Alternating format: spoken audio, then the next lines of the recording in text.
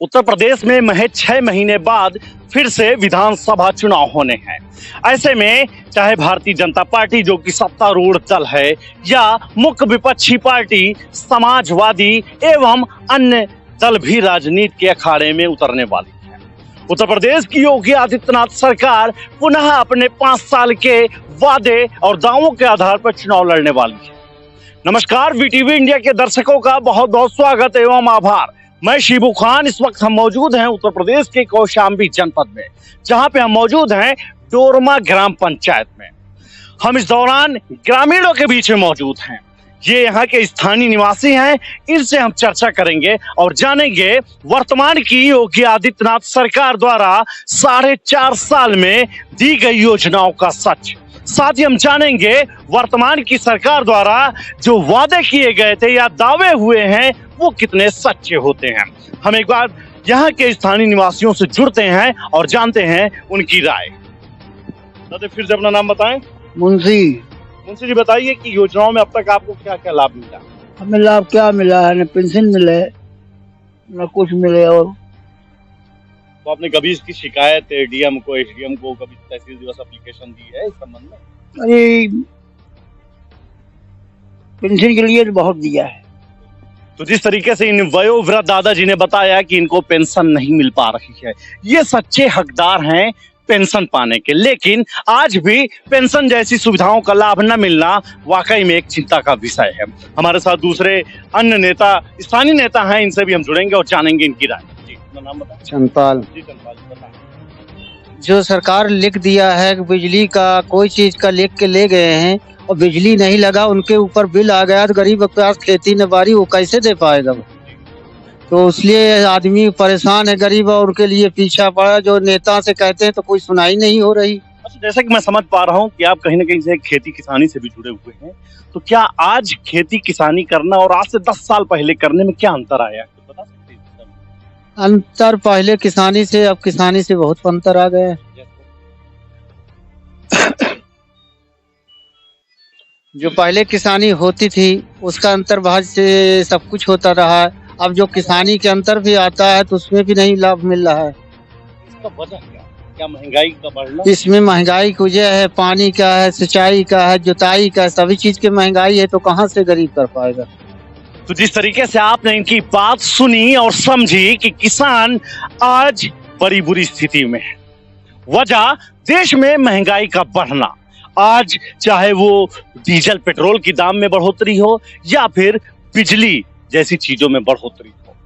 हमारे साथ अन्य युवा साथी भी जुड़ रहे हैं और हम इनसे जानते हैं कि वर्तमान में योगी आदित्यनाथ की सरकार द्वारा दी गई योजनाओं का सच क्या है। मेरा नाम आशुतोष यादव, कटसरा से।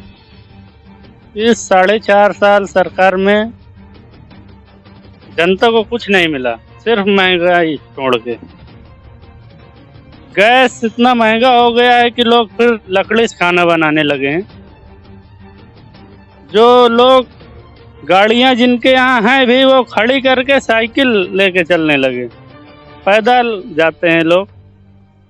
हम तो देखते हैं रोड पे जाते हैं लोग गाड़ी का ढक्का लगाते हैं। तो ये 4.5 साल में यही हुआ है और किसान भी परेशान है। सबसे पहले तो सरकार ठेके खोल दी थी कोरोना के बाद। तो जिस तरीके से आपने देखा कि वाकई में महंगाई एक बड़ा मुद्दा है। महंगाई से देश की मुद्रास्फीति हो या अर्थव्यवस्था हमेशा ही प्रभावित हुई है। किसानों की अगर बात माने कि महंगाई का असर कमर तोड़ रही है। हमारे साथ अन्य साथी मौजूद हैं, हम इनसे भी जानेंगे 4.5 साल की योजनाओं का सच। गुलाब सिंह जी, गुलाब जी बताएं, इस 4.5 साल में सरकार को क्या मिला और क्या जनता ने किया? किसान इतना परेशान हो गया है। जैसे खाद है, पहले हमें 50 किलो की बोरी मिलती थी, आज वो घटा के 45 किलो कर दिया गया है। वेट 45 किलो कर दिया गया। अब रेट उससे बढ़ गया हुआ है। और सब चीज डीएपी अब और महंगी हो रही है। सब चीज किसान बहुत परेशान है। आम जनता बिल्कुल बेहाल हो रही है यहाँ। कोरोना के वजह से सब और ज्यादा, न स्कूल चल रहे हैं न बच्चे परेशान, सब कॉलेज में फीस बढ़ रही, स्कूल वाले अपना चार्ज अधिक प्राइवेट वाले और ज्यादा, सब लोग जनता परेशान है, किसान त्राई हो रहा है यहाँ। तो हर तरफ से एक ही आवाज उठ रही है, एक ही सदा आ रही है कि महंगाई बड़ा मुद्दा है। हमारे साथ अन्य साथी मौजूद हैं और हम इनसे भी तमाम मुद्दों पे बात करेंगे और जानेंगे कि वर्तमान में उत्तर प्रदेश को स्मार्ट प्रदेश घोषित कर दिया गया है। इस स्मार्ट प्रदेश के घोषित होने की क्या सच्चाई है, हम युवा साथी से जानेंगे। सर्वेश यादव, जिला उपाध्यक्ष मुलायम सिंह यूथ ब्रिगेड, सिरातू कौशाम्बी से। जैसा कि आप जानते हैं कि भारतीय जनता पार्टी की सरकार ने जिस तरीके से स्मार्ट प्रदेश का नाम दिया है, स्मार्ट प्रदेश का नाम वो इसलिए दिया है कि जिस तरीके से पूरे उत्तर प्रदेश में लोगों को ऑक्सीजन की ऑक्सीजन की कमी से मौत हुई है, तो उस तरीके से उसमें नाम दे दिया गया है स्मार्ट प्रदेश। और स्मार्ट प्रदेश के नाम पर जिस तरीके से किसानों के खेत में जानवर जिस तरीके से पूरी तरीके से एकदम नष्ट कर दे रहे हैं फसल, किसान बिल्कुल परेशान है। तो स्मार्ट प्रदेश केवल इसी में हुआ है और कभी किसी ने सोचा नहीं था कि पेट्रोल 100 रुपए और डीजल 100 रुपए के पार होगा, ये कभी किसी ने सोचा नहीं था। और किसानों के लिए कमर तो इसी में टूट गई कि मान लीजिए जुताई करना है तो पेट्रोल डीजल से करना है, सिंचाई करना है तो पेट्रोल डीजल से करना है।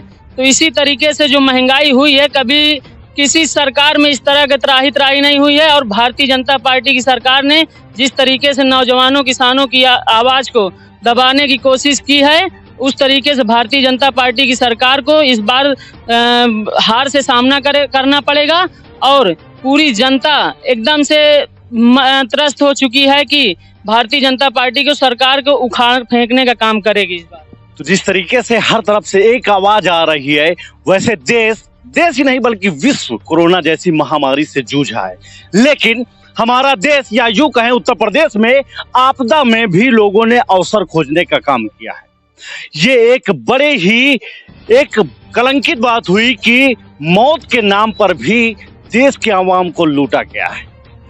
अगर शमशान की बात करें तो शमशान के लकड़ी बेचने वाले हों या माचिस बेचने वाले हो, सब ने जमकर लूटा है। किसी के अंदर संवेदना नाम की चीज नहीं है।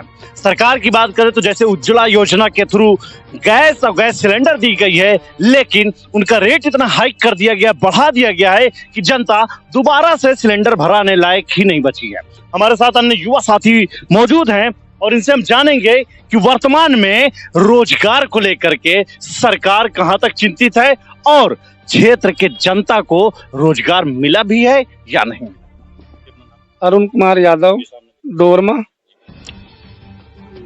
रोजगार की बात हो रही है, कहां तक ये रोजगार मिले या न मिले, कम से कम रोड पर जो गाय बछवा आए दिन लड़त भिड़त गाड़ी ओड़ी से, ये तो कम से कम क्या बोलते हैं कंट्रोल किया जाए। और फिर इसके वजह यह है कि हमारा हाईवे किनारे खेत है, 2014 में 5500 वर्ग मीटर को नोटिस दिया गया है, आज तक हमें मुआवजा नहीं मिला। अब दे रहे हैं 700 वर्ग मीटर का। रोजगार को कुछ बोलना, रोजगार है ही नहीं है।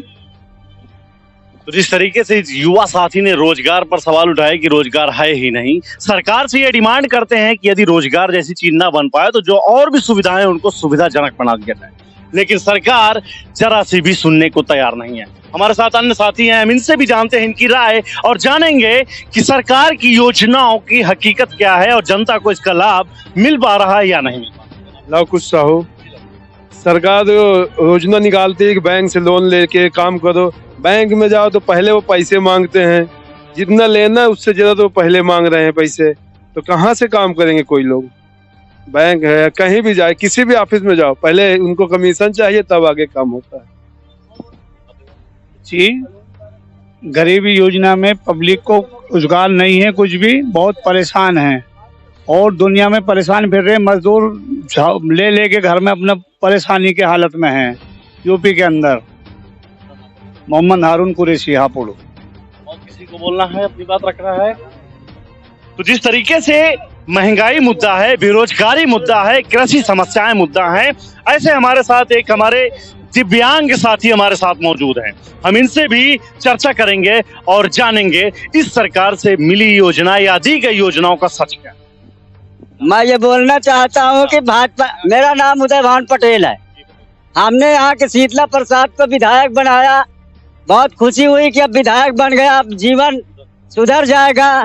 पर पिछले ही साल के बारिश में हमारा पुराना मकान ध्वस्त हो गया, कोई सुनवाई नहीं हुई, न लेखपाल सुना, न एसडीएम सुना, न तहसीलदार सुना, न ब्लॉक स्तर का कोई आदमी सुना। यहाँ तक कि हम परेशान एक झोपड़ी में रह रहे हैं, माँ बेटे, जबकि मेरी माँ की उम्र कम से कम 95 साल होगी। विकलांग मैं हूँ, मेरा पैर टूटा हुआ है, कहीं अस्पताल में जाता हूँ कोई सुनवाई नहीं होती है। तो इसलिए मैं चाह रहा हूँ कि ऐसी सरकार को आने से कोई फायदा नहीं है। इससे अच्छा तो अखिलेश यादव था, जो कहीं भी चले जाओ कम से कम आपको सुनवाई हो जाती थी, पैसा लगता था पर काम हो जाता था। तो मैं ये चाहूँगा कि ऐसी सरकार ना आए, चाहे दूसरी सरकार आ जाए। मेरी कॉलोनी आई हुई है, मैं 10,000 रुपया इससे पहले भी दे चुका हूँ घूस, और अभी तक मुझको दोबारा सेक्रेटरी ने या और किसी ने ये नहीं कहा कि तेरी कॉलोनी आ जाएगी। मैं कब भी फोन लगाता हूँ, कोई फोन रिसीव नहीं करता, अगर रिसीव भी करता तो कहते आ जाएगी, पर आज तक सुनवाई मेरी नहीं हुई है। तो जिस तरीके से आपने सुना और देखा इस दिव्यांग भाई की दर्द और पीड़ा, इन्होंने बताया कि अपनी एक वयोवृद्ध 95 वर्षीय माता के साथ रहते हैं, लेकिन इन्हें आज तक कोई भी लाभ और सुविधा नहीं मिल पाई है। हमारे साथ अन्य युवा साथी हैं, हम इनसे भी चर्चा करेंगे। हेलो, मैं इंद्राज सिंह डुरमा से। तो क्या है कि इस समय महंगाई तो चरम पे है। इस समय गैस सिलेंडर के अगर दाम देख लिया जाए तो लगभग 950 क्रॉस हो चुका है। जब सब्सिडी की बात होती है तो पहले सब्सिडी आती थी, अब तो 40-50 रुपए सब्सिडी आती है, वो भी लगभग इस समय जब बता रहे हैं कि लगभग 16 करोड़ लोगों के 2 करोड़ लोगों को मुफ्त गैस सिलेंडर दिए गए हैं। मुफ्त सिलेंडर मिले हैं, लेकिन उसके क्या है कि जो अब मुफ्त मिले हैं उज्ज्वला योजना के तहत, अब उनको भरवाने के लिए उनके पास पैसा नहीं है, न उनकी सब्सिडी आ रही है। सरकार लगातार बढ़ोतरी किए जा रही है, चाहे वह डीजल हो चाहे पेट्रोल हो। अभी देखा जाए तो हमारे ही भारत से ही हमारे बगल के मुल्क हैं, जैसे पाकिस्तान है और नेपाल है, यहीं से डीजल पेट्रोलिंग जाती है। वहाँ की अगर तुलना की जाए तो यहाँ पे शतक पेट्रोल शतक हो गया है और डीजल भी लगातार पीछा पकड़े हुए पेट्रोल का। यहाँ पे देखा जाए हमारे बगल वाले देश में वही डीजल वही पेट्रोल 50, 60, 70 रुपए लीटर पर लीटर चलता है। वही हमारे देश में यही मतलब सप्लाई यही करता है भारत देश, लेकिन यहाँ लगातार वृद्धि हो रही, न कोई रुकावट है न कोई मुद्दा इसमें। केवल अगर कोई इस पे आवाज भी उठाता है तो बस आवाजें दबा दी जाती हैं। तो ऐसे में बताइए कि सरकार को क्या करना चाहिए, सुझाव क्या? सरकार के लिए तो यही है कि जो भी लगातार पेट्रोलिंग डीजल बढ़ रहे हैं, इसके जो लगभग अभी से लगभग 3-4 साल पहले जो पेट्रोल डीजल के दाम थे, यदि मान ली जाए कि 2014 में चुनाव हुए, उसके पहले डीजल पेट्रोल के दाम लगभग कम थे, लगभग 62 रुपए कुछ पैसे पेट्रोल था, उससे नीचे डीजल था 58-59 रुपए में। मैं सरकार से कहना चाहता हूँ कि लगभग जो डीजल पेट्रोल के लगातार दाम में वृद्धि हो रही है, उसको एक नियत मतलब दाम दिया जाए। जो भी इस समय मान लीजिए हमारा जो टैक्स वगैरह लगा के उसको क्रॉस करके, जब हमारे बगल के मुल्क में इतना कम में पेट्रोल डीजल मिलता है तो वही रेट हमारे भारत में क्यों नहीं मिल सकता। जिस तरीके से आपने देखा, महंगाई से जनता त्राहिमाम है। हम एक अन्य युवा साथी से जानेंगे और इनसे जानेंगे कि सरकार को इस तंत्र में बदलाव लाने के लिए क्या करना चाहिए। सरकार किसी भी काम में सफल नहीं है इस समय, और जितना भी ये दिखा रहे हैं पेपर के माध्यम से, मीडिया के माध्यम से, और बड़े बड़े पोस्टर लगा के शहरों में जिस तरीके से दिखावा कर रहे हैं कि हमने ये कर दिया वो कर दिया, ये केवल एक पब्लिक सिटी के लिए और अपनी दिखावे के लिए सब कर रहे हैं। और जमीनी पे जो हकीकत देखी जाए वो कहीं किसी भी तरह से किसान, नौजवान, गरीब किसी भी तरीके से खुशहाल नहीं है। अब पूरी जनता बदलाव लाना चाह रही है। समाजवादी तो जिस तरीके से आपने देखा और सुना कि जनता की समस्याएं बेहद हैं, लेकिन समाधान नहीं है। सरकार को चाहिए कि जनता की बातों को नजरअंदाज ना करे, गंभीरता पूर्वक इस पर विचार करे और जनहित में योजना और फैसला ले। वीटीवी इंडिया हमेशा से ही लगातार दबे कुचले वंचितों शोषितों की आवाज उठाता रहा है। एक बार फिर से आप सभी का बहुत बहुत आभार। उत्तर प्रदेश में महज 6 महीने